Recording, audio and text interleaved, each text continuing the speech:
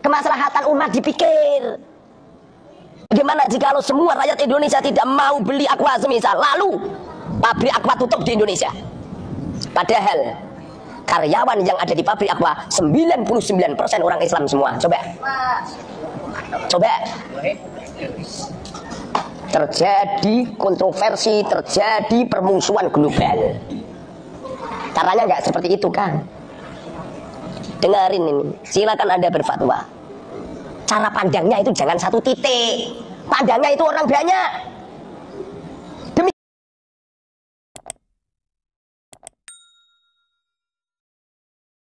Assalamualaikum, kembali lagi bersama saya di channel ini. Terima kasih buat semua teman-teman yang selalu mendukung perkembangan channel ini dengan cara like, komen, dan subscribe. Di era digital ini sulit untuk kita tidak menggunakan alat serba canggih yang ditawarkan dunia kepada kita. Apapun bisa kita lakukan hanya dengan jempol kita. Handphone dan internet sudah menjadi satu bagian yang tak bisa terpisahkan dari setiap kita saat ini. Bayangkan jika semua alat elektronik dan internet dimusnahkan dari Indonesia. Karena penemunya adalah orang kafir. Apa jadinya kita, rakyat Indonesia ini? Tidak bisa saya bayangkan jika Indonesia harus kembali ke zaman batu. Ini akibat bangsa Indonesia telah memboikot semua produk-produk Israel. Tidak usah jauh-jauh, teman-teman.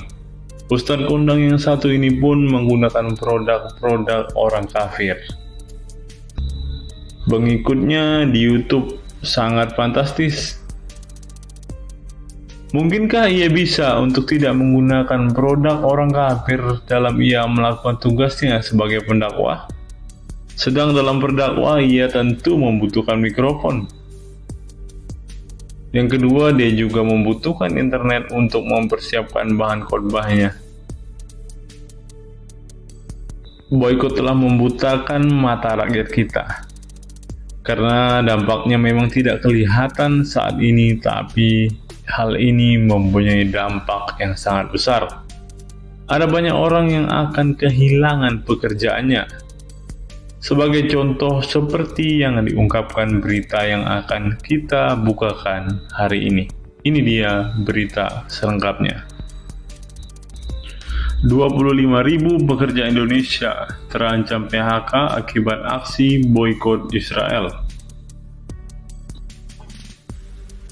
Aksi boikot terhadap produk-produk yang diduga terafiliasi Israel di Indonesia berpotensi menimbulkan ancaman pemutusan hubungan kerja atau PHK massal bagi lebih dari 25.000 pekerja. McDonald, KFC, dan Pizza Hut mendapat tekanan dari masyarakat yang mendukung boikot. Dilansir dari situs resmi McDonald Indonesia, perusahaan ini memperkerjakan sekitar 1.600 karyawan. Sementara itu, KFC dan Pizza Hut, dua merek lain yang turut dalam daftar boikot, mempekerjakan 13.298 orang dan 15 ribuan karyawan di Indonesia secara berturut-turut.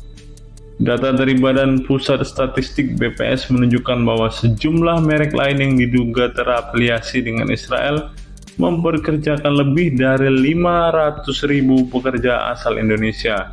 Sejumlah 5% atau sekitar 25.000 dari jumlah pekerja Indonesia tersebut terancam terdampak aksi boikot.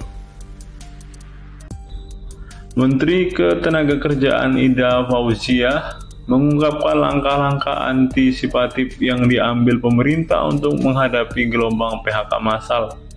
Ida menyatakan bahwa pihaknya telah memulai komunikasi intensif dengan perusahaan-perusahaan yang diduga terafiliasi dengan Israel. Tujuannya adalah meminimalisir dampak aksi terhadap nasib tenaga kerja. Bu Dirjen Pembinaan Hubungan Industrial dan Jaminan Sosial terus melakukan komunikasi agar ekspresi boikot itu tidak mengganggu kesempatan saudara kita yang bekerja di perusahaan tersebut. ujar Ida dalam rapat kerja bersama Komisi 9 DPR RI Selasa 14 November 2023.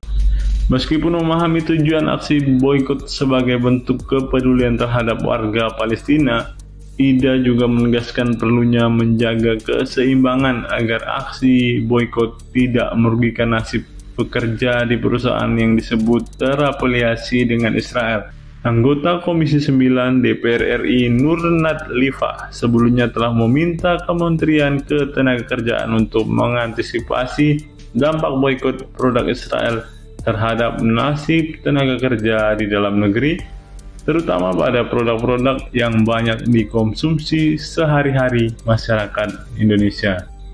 MUI sebut boikot momentum kebangkitan produk lokal. Sekretaris Jenderal Majelis Ulama Indonesia MUI, Amir Syah Tambunan menyatakan bahwa Fatwa Nomor 83 Tahun 2023 tentang hukum dukungan terhadap perjuangan Palestina bukan hanya merupakan pandangan keagamaan, tetapi juga menjadi pemicu kebangkitan produk dalam negeri. Dalam konferensi pers di Jakarta pada Rabu, Amir Syah Tambunan menjelaskan bahwa fatwa tersebut memiliki dampak positif terhadap ekonomi dalam negeri. Fatwa ini salah satu hikmahnya produk lokal nasional. Kita cinta produk Indonesia harus bangkit untuk bisa kita gunakan untuk kepentingan umat dan bangsa kita. Itu penting, ujar Amir Syah. Pernyataan tersebut disampaikan sebagai klarifikasi terhadap pertanyaan masyarakat mengenai potensi kerugian transaksi penjualan produk terafiliasi Israel di Indonesia akibat pengaruh fatwa tersebut. Amir Syah menekankan bahwa pengusaha lokal memiliki sejumlah produk berkualitas tinggi yang dapat menggantikan produk-produk berafiliasi dengan Israel. Bangkit dalam rangka kedaulatan ekonomi umat dan bangsa kita, banyak produk lokal yang sangat bagus untuk kita pergunakan, tambahnya. Amir Syah juga menegaskan bahwa tugas MUI bukanlah untuk menjelaskan nasib produk terafiliasi Israel yang saat ini mengalami penurunan transaksi di Indonesia. Namun ia mengajak masyarakat dan pelaku ekonomi untuk mendukung produk-produk lokal yang dapat memberi kontribusi positif terhadap perekonomian dalam negeri. Dengan adanya Fatwa Nomor 83 Tahun 2003, MUI berharap agar masyarakat semakin sadar akan potensi produk-produk lokal yang dapat mendukung perjuangan Palestina sekaligus memperkuat ekonomi Indonesia. Apa pendapat teman-teman setelah mendengarkan berita yang satu ini? Silahkan tulis komentar waras teman-teman di kolom komentar video ini. Terima kasih buat semua sahabat yang telah menyaksikan video ini sampai selesai. Salam sadar, salam waras, sampai bertemu di video-video kita berikutnya. God be with you all.